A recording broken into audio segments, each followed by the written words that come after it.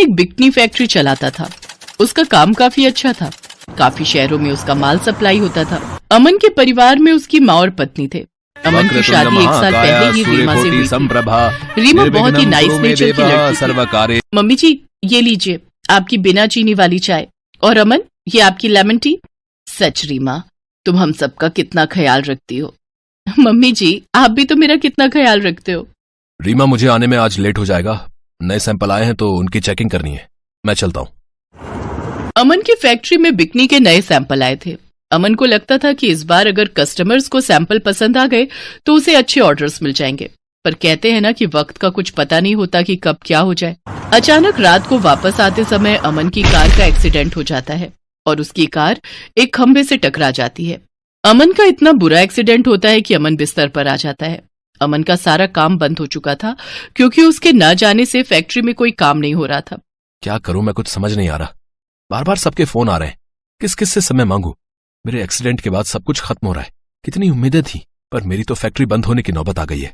परेशान मत हो बेटा, तू अपनी तबीयत की चिंता कर। अगर तू ऐसे ही सोचेगा तो तेरी तबीयत और बिगड़ जाएगी। आप चिंता मत करो, आपकी फैक्ट्री बंद नहीं होगी। माँ जी, हम दोनों मिलकर फैक्ट्री का काम देखेंगे। आप मेरा साथ देंगी ना? रीमा, हम ये काम कैसे कर सकते हैं बहू? क्यों माँ जी, हम क्यों नहीं कर सकते? आजकल की एडवांस दुनिया में औरतें मर्दों के साथ कदम से कदम मिलाकर चलती हैं। आज अमन को हमारी जरूरत है। फैक्ट्री में सैंपल रखे हुए हैं, बस हमें सैंपल्स कस्टमर्स को दिखाने हैं और जो भी कपड़ा आया हुआ है उसका माल बनवाना है। रीमा, तुम ये सब कैसे संभालोगी? किस तरह के कस्टमर होंगे, कहाँ कहाँ जाना पड़ेगा? बहुत मुश्किल है। आप चिंता मत करो, मेरे साथ माँ जी हैं। मैं आराम से इस काम को संभालूंगी। माँ जी, आप फैक्ट्री का काम देखना, मैं सैंपल लेकर कल से ही कस्टमर्स के शोरूम में जाना स्टार्ट करती हूँ। रीमा ने सोच लिया था कि वो अपनी सास के साथ मिलकर बिकनी का बिजनेस संभाल लेगी। अगले दिन रीमा अपनी सास के साथ फैक्ट्री पहुंचती है। रीमा की सास अंजना ऑफिस का सारा काम देखने लगी और रीमा सैंपल लेकर कस्टमर्स को दिखाने लगी। शुरू शुरू में तो उसको झिझक होती थी क्योंकि सबके सामने सैंपल दिखाना, पूरी प्रेजेंटेशन तैयार करना, सब कुछ समझाना, पर धीरे धीरे रीमा को इसकी आदत हो गई। कुछ ही समय में उसने अपनी सास अंजना के साथ मिलकर बिकनी का सारा बिजनेस संभाल लिया। माँ जी, पूरे 50 लाख का ऑर्डर है। हमें इस माल को बहुत अच्छे से तैयार करना है। रीमा, मैंने सब कुछ देख लिया है, एक बार तुम भी फाइल चेक कर लो, कहीं कोई गड़बड़ तो नहीं है ना? सारे सैंपल वही है ना जो माल बन रहा है? अरे माँ जी, टेंशन क्यों लेते हो? मैं पहले ही चेक कर चुकी हूँ। मैंने वही माल बनवाया है जिसका हमें ऑर्डर मिला है। मैंने पहले ही सब कुछ देख लिया था। अच्छा चलिए, थोड़ी देर घर पर चलकर आराम करते हैं, तब तक निरंजन यहाँ पर काम देख लेगा। निरंजन, तुम यहीं ऑफिस में रहना, मैं शाम तक वापस आती हूँ। ओके मैडम, कोई बात नहीं, मैं सब देख लूंगा। निरंजन कुछ समय के लिए गांव चला गया था। पीछे से अमन का एक्सीडेंट हो गया। निरंजन जब वापस आया तो उसने रीमा और अंजना को फैक्ट्री में देखा। निरंजन अमन के बचपन का दोस्त था। वो बहुत गरीब था, इसलिए उस पर तरस खाकर अमन ने उसे अपनी फैक्ट्री में नौकरी दे दी थी, पर निरंजन मन ही मन अमन से चिढ़ता था। निरंजन फाइल में सैंपल के पीस बदल देता है। वो बनाने वाले सैंपल की फोटो के बदले दूसरे सैंपल की फोटो लगा देता है। कुछ देर बाद वो फाइल वर्कर्स को दे देता है और माल बनना शुरू हो जाता है। अब देखता हूँ इन्हें बर्बाद होने से कौन बचाता है। पूरे 50 लाख का माल जो ऑर्डर दिया था, उसकी जगह जब दूसरा माल कस्टमर के पास पहुंचेगा तब इनकी अक्ल ठिकाने आ जाएगी। इसमें मेरी क्या गलती है? मैडम ने तो फाइल को चेक कर लिया था। शाम को जब रीमा वापस आती है तब तक सारा माल कट चुका था। रीमा देखकर हैरान रह जाती है कि उसने जो डिजाइन्स बोले थे उनकी जगह दूसरा डिजाइन बन रहा है। रीमा चौंक जाती है। निरंजन, ये सब क्या है? हमें तो दूसरे सैंपल के ऑर्डर मिले थे ना। वर्कर ये क्या माल बना रहे हैं? मैडम, फाइल में तो यही वाले सैंपल फोटो में लगे हुए हैं। आपने यही तो बोला था बनाने के लिए। नहीं, ऐसा कैसे हो सकता है? मैं इतनी बड़ी गलती नहीं कर सकती। अब मैं क्या करूं? मेरा बहुत नुकसान हो जाएगा। जाने अनजाने में मैंने ये क्या गलती कर दी? Oh no. अगले 1-2 दिन तक रीमा बहुत परेशान होती है क्योंकि माल बनकर तैयार हो चुका था और सैंपल गलत हो गए थे। एक दिन रीमा जब घर पर होती है तो उसे उसी कस्टमर का फोन आता है जिसने माल बनवाया था। रीमा फैक्ट्री पहुंचती है और वो कस्टमर वही था। रीमा और उसकी सास उसे ऑफिस में ले जाती हैं। निरंजन लगातार उन्हें देखकर मन ही मन हंस रहा था। कुछ देर के बाद रीमा निरंजन को ऑफिस में बुलाती है। मैडम, आप परेशान मत होइए, मैं। रीमा निरंजन को जोरदार चांटा लगाती है। रीमा जी, इस आदमी के कारण आपका जो भी नुकसान होने वाला था उसकी बिल्कुल चिंता मत कीजिए। मैं आपका ये माल भी खरीद लूंगा और जो सैंपल दिए हैं मैं वो भी बनवा लूंगा, पर ऐसे घटिया इंसान से बचकर रहिएगा। मुझे आपके हालात पता है। अमन जी का एक्सीडेंट और उसके बाद आपका अपनी सासू माँ के साथ मिलकर इस बिजनेस को संभालना और बाकी आपकी हिम्मत और मेहनत देखकर मुझे बहुत अच्छा लगा। वो तो मैंने निरंजन को बाजार में किसी से बात करते देख लिया। ये उससे कह रहा था कि किस किस तरह से इसने सैंपल के पीस बदल दिए और आपका नुकसान चाहता है। पर हम में भी इंसानियत जिंदा है रीमा जी, हम भी किसी का नुकसान नहीं होने दे सकते, और वो भी तब जब जानबूझकर उनके साथ कोई गलत कर रहा हो। थैंक यू मिस्टर राज। आप जैसे कस्टमर अगर हमारे साथ हैं तो हमारे बिजनेस को कोई नहीं गिरा सकता।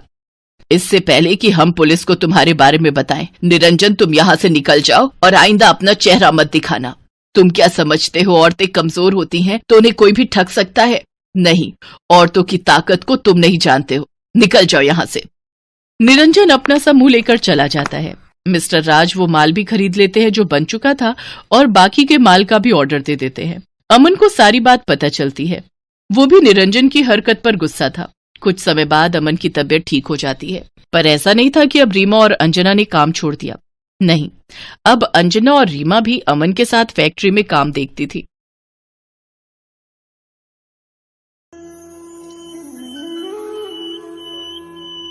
चंदा की सास बिमला गड्डी के नोट बार बार गिन रही थी। आज उनकी काफी अच्छी कमाई हुई थी, पर यह पैसा ईमानदारी की कमाई का नहीं, बेईमानी की कमाई का है। अरे अम्मा बस भी करो, नोटों को नजर लग जाएगी। कितनी बार तो गिन चुकी हो, अब ये थोड़ी है कि बार बार गिनने से नोट बढ़ जाएंगे। बहू सच, आज तो हमारी अच्छी कमाई हुई है। हमने बच्चा अच्छे दामों में बेच दिया। अम्मा कल किस पर हाथ मारना है? हमें नई कॉलोनी ढूंढनी पड़ेगी, क्योंकि हॉस्पिटल में तो अभी बहुत सख्ती चल रही है। अरे बहू, नई कॉलोनी बनी है ना? हाँ, मैंने सुना है किसी औरत को बच्चा होने वाला है, किसी नौकरानी की जरूरत है। तो समझ गई ना मैं क्या कह रही हूँ? हाँ माँ, इतने समय से हम बच्चा चुरा रहे हैं, आज तक किसी को भी हम पर शक नहीं हुआ, तो आगे भी नहीं होगा। विमला और चंदा दोनों बच्चा चुराने वाली सास बहू थी। जहाँ भी किसी के नया बच्चा पैदा होता, वो दोनों सास बहू तरकीब लड़ाकर बच्चे को चुरा लेती। विमला के पति को गुजरे कई साल हो चुके थे और चंदा का पति एक कारखाने में काम करता था। चंदा के पति दिनेश को इस बात की कानो कान भी खबर नहीं थी कि उसकी माँ और पत्नी बच्चा चोर हैं। नई सोसाइटी में किरण नाम की एक महिला को बच्चा होने वाला था और वो एक नौकरानी की तलाश कर रही थी। चंदा उस घर में नौकरी के लिए जाती है और घर की घंटी बज। नमस्ते मैडम, मुझे पता चला आपको नौकरानी की जरूरत थी। हाँ, अच्छा तो तुम्हें सुनैना ने भेजा है? ये सुनैना कौन है? होगी कोई, मुझे क्या। जी, सुनैना जी ने भेजा है। चलो अच्छा हुआ तुम आ गई, मैं तुम्हें सारा काम समझा देती हूँ। सुनैना का फोन होगा। हेलो, थैंक यू यार, तूने काम वाली भेजकर मेरी बहुत बड़ी प्रॉब्लम सॉल्व कर दी। Thank you so much. अच्छा वो आ गई काम वाली? चलो ठीक है, क्योंकि वो मना कर रही थी कि उसके पास टाइम नहीं। हो सकता है आ गई है, तो चल ठीक है, करवा ले फिर तू काम। किरण की सहेली सुनैना को लगा कि जो काम वाली उसने बताई थी वही काम करने आई है, इसलिए बात वहीं खत्म हो जाती है। चंदा अब किरण के घर में काम करने लगती है। कुछ समय बाद किरण के बेटा पैदा होता है। किरण अब चंदा पर बहुत भरोसा करने लगी थी। चंदा, तेरी नजर में कोई अच्छी मालिश वाली हो तो बताना मुझे अपनी और मुन्ना की मालिश के लिए रखना है। मालिश वाली? मालकिन मेरी सास मालिश का काम करती है, वो दाई है, काफी घरों में जच्चा बच्चा की मालिश के लिए जाती रहती है। अच्छा तो फिर एक काम कर, तू उनको ही बोल दे, सुबह आकर मेरी और बच्चे की मालिश कर जाया करें। ठीक है मालकिन, मैं आज ही अपनी सास को बोल दूंगी, कल से वो आपके घर आ जाया करेंगी। चंदा का काम बन गया। अगले दिन बिमला मालिश के लिए आ जाती है और वो किरण और उसके बच्चे की मालिश करनी शुरू कर देती है। बिमला को मालिश करते हुए 2 दिन हो चुके थे। मालकिन, मैंने मुन्ना की मालिश करके उसे धूप में थोड़ी देर लिटा दिया है, या तो आप नहा लो, फिर मैं बच्चे को नहला दूंगी। ठीक है, फिर आप मुन्ना के पास बैठो, मैं नहा कर आती हूँ। चंदा, तब तक अपनी सास को चाय बनाकर दे दे, वो बहुत देर से आई बैठी है। मालिक ऑफिस जा चुके हैं, बाहर दरवाजे की कुंडी भी लगा दे। ठीक है मालकिन, मैं लगा देती हूँ, आप नहाकर आ जाओ, तब तक मैं आपकी भी चाय बना दूंगी। बिमला और चंदा इसी मौके की तलाश में थी। वो दोनों बच्चे को गोदी में लेती हैं और दरवाजा खोलकर भाग जाती हैं। कुछ देर बाद किरण नहाकर लौटती है, उसका बच्चा वहां नहीं था। बिमला और चंदा भी गायब थे। मुन्ना कहाँ गया? चंदा और उसकी सास भी कहीं दिखाई नहीं दे रहे। चंदा, ओ चंदा, यहाँ भी नहीं है। ये दोनों मुन्ना को लेकर गई कहाँ है? किरण ने पूरा घर छान मारा, घर में कोई भी नहीं था। किरण जोर जोर से रोने लगती है और अपने पति को फोन मिलाती है।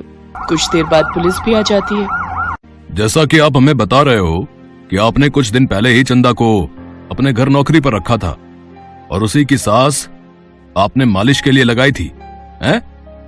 तो कुल मिलाकर यही बात सामने आ रही है कि ये वही बच्चा चोर सास बहू हैं जिनकी पुलिस तलाश कर रही है। कुछ दिन पहले इन्होंने एक हॉस्पिटल से भी एक बच्ची को चुराया था। कुछ समय से ये हॉस्पिटल से बच्चे नहीं चुरा रही क्योंकि पुलिस ने हॉस्पिटल में सख्ती कर दी है। इसीलिए अब वो सोसाइटी को अपना निशाना बना रही है। आप घबराइए नहीं, पुलिस जल्दी ही उन्हें पकड़ लेगी। आपको ये नौकरानी के बारे में कैसे पता चला था? मेरी सहेली सुनैना ने ये काम वाली भेजी थी। किरण पुलिस को सारी बात बताती है।